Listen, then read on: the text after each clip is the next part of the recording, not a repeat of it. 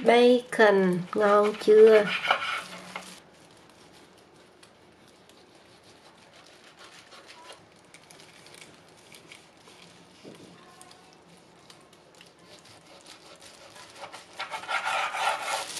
Đó, bacon tự làm tại nhà.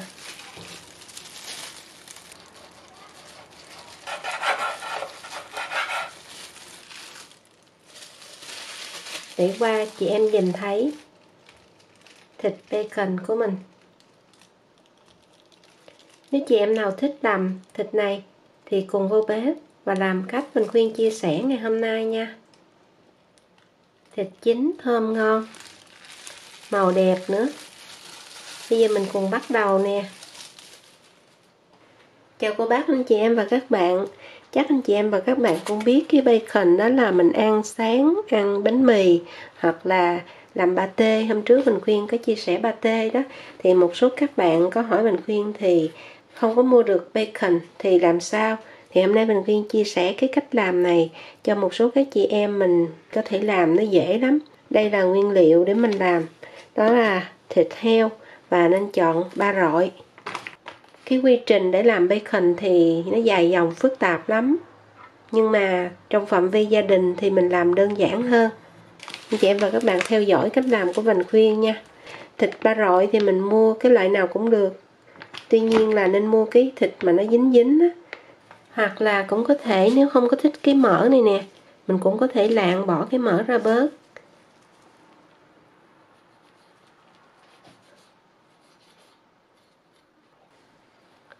Cái này mình mua nó chỉ có một chút xíu xương chỗ này thôi, do đó không có lạng bỏ nhiều lắm.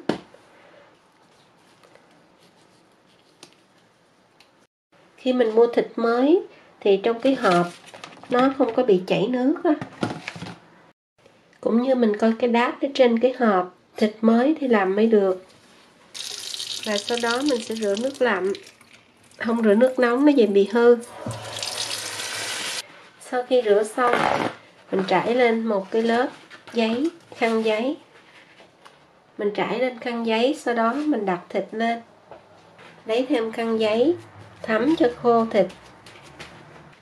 Để cho nó khô ráo nước á.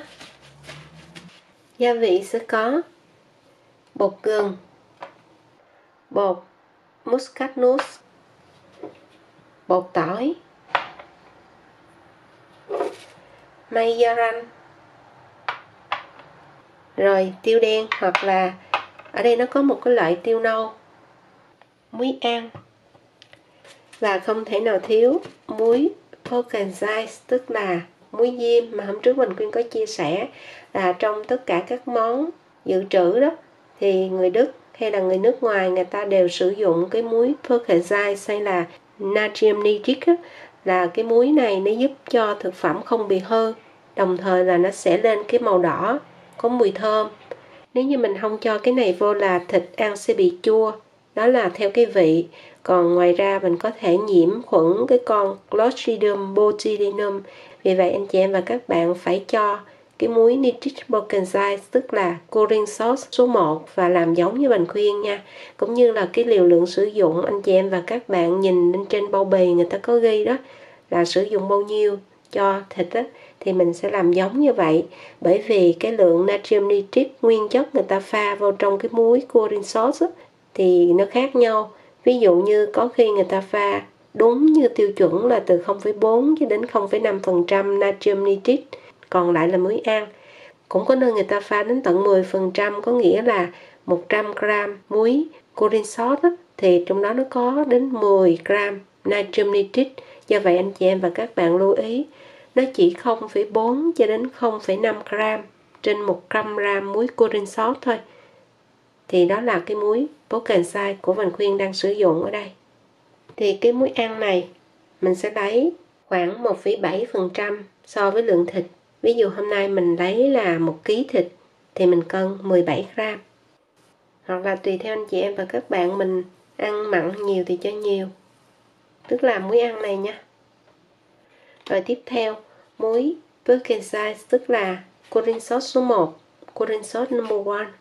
Mình cho 1% lượng thịt, tức là 1 kg thì mình cho 10 gram. Tương tự 10 gram đường, tức là 1% đường.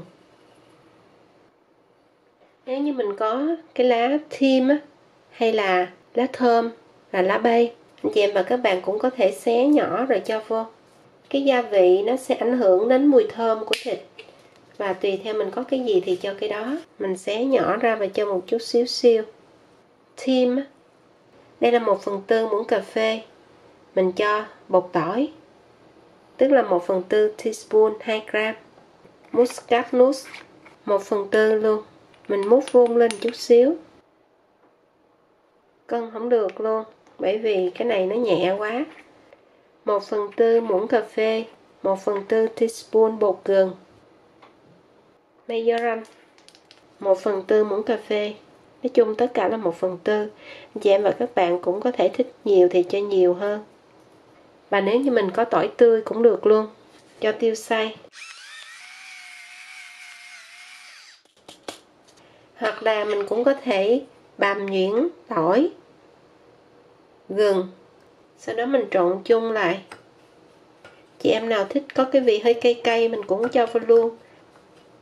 Măng bao tay mình cho 1/2 lên trên thịt cũng như xung quanh, thoa đều cả bên trên bên dưới xung quanh.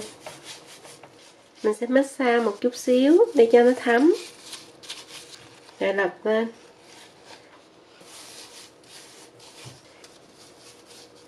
Rồi sau đó mình kiếm một cái bao ziploc, tức là cái bao mà có cái khóa đó, mình cho vô để sao cho nó không có không khí vô trong đây. Mình muối, nhớ massage cho kỹ cho nó đều nhé. Nãy thì mình cũng xoay qua xoay lại, mình ướp cho nó đều cũng khoảng 3-4 phút á.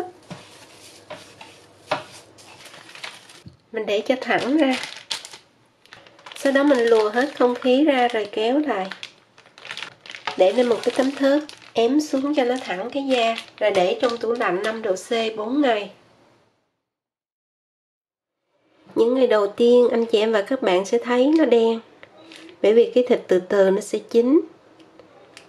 Mình cũng có thể lật lại sau 1 ngày, lật lại đây nè, sau rồi 1 ngày nữa mình lại lật lại như vậy á, thì nó thấm cho đều.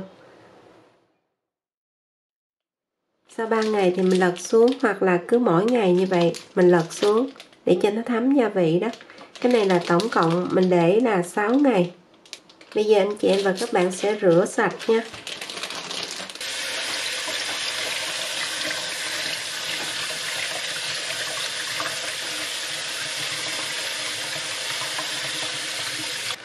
Sau đó mình lấy khăn giấy thấm khô. Mình làm nóng lò để lửa trên lửa dưới 100 độ C, tức là 212 độ F. Làm nóng lò. Mình lấy một cái khay, lót giấy nhôm cho nó đừng có bị dính, để chút mình đỡ rửa cái khay đó. Mình để lên một cái vỉ, để thịt lên. Rồi mình cho vô lò, khay mình đặt lên vỉ. Vỉ mình đặt tầng thứ 2 của lò, sao cho cái miếng thịt nó nằm trung tâm của lò. Tùy theo anh chị em và các bạn thích chín vừa hay là chín kỹ thì mình sẽ nướng trong vòng 3 hoặc là 4 tiếng. Mình nấu luôn 4 tiếng để cho nó chín kỹ đó. Rồi bây giờ mình chờ nguội nha. Mình nấu lâu nó ra mỡ luôn nè. Để qua cho anh chị em và các bạn thấy cái thịt bacon ngon chưa. Tự làm tại nhà dễ dàng lắm, không có khó. Nếu như muốn thịt có cái mùi xông khói thì anh chị em và các bạn sẽ phải xông khói, hoặc là mua cái gia vị xông khói.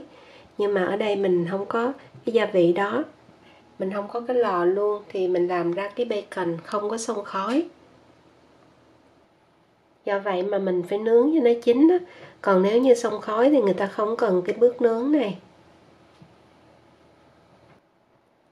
Bây giờ mình sẽ chờ nguội, cắt ra cho anh chị em và các bạn coi nha. Xoay một vòng nhìn thấy nè, cái bacon làm tại nhà, đơn giản dễ dàng, ai cũng làm được. Đây cái da, còn thịt ở đây. Dao bén thiệt là bén và cắt thiệt mỏng.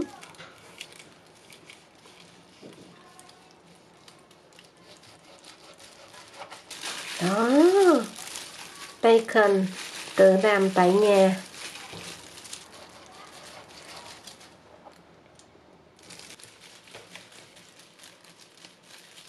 Cái này người ta có máy á, người ta cắt thiệt là mỏng và đều.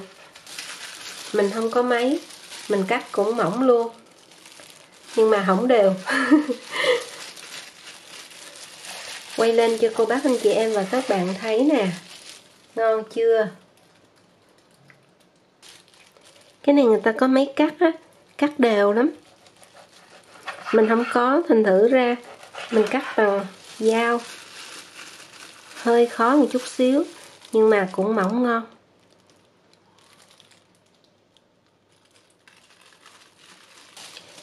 Và mình khuyên chúc cô bác anh chị em và các bạn có thịt bacon thơm ngon cho gia đình nha. Bây giờ xin chào tạm biệt, hẹn gặp lại ở video kỳ tới.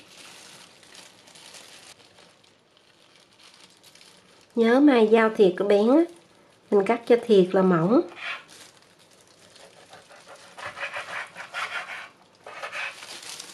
Món này ăn với bánh mì nè, bánh mì sandwich, bánh mì ổ cũng được luôn. Cái này là chín, mình ăn được luôn đó. Cũng có thể chiên lên thành ra bacon khô. Nhớ cắt mỏng mỏng không thôi cái da nó cứng á, nó hơi dai. Nếu mình cắt dày quá cái da nó dai đó.